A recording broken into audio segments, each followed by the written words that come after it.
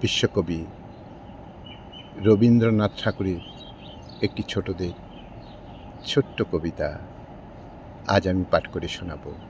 কবিতা দুই আমি। শুরু করছি।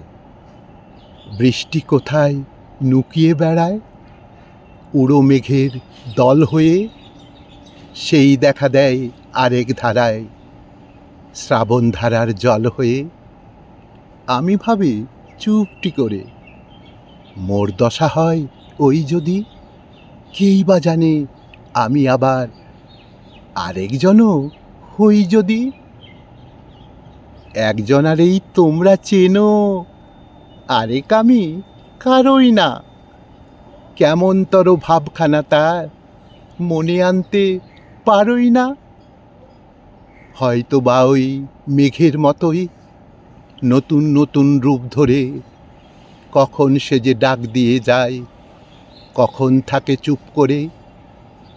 কখন বাসে পূবের কোণে আলো নদীর বাঁধ বাঁধে, কখন বাসে আধিক রাতে চাঁদকে ধরার ফাঁদ ফাঁদে। শেষে তোমার ঘরের কথা মনেতে তার যেই আসে, আমার মতন হয়ে আবার তোমার কাছে সেই আসে। আমার ভিতর লুকিয়ে আছে দুই রকমের দুই খেলা, একটা সে ওই আকাশ ওড়া, আরেকটা এই ভুই খেলা।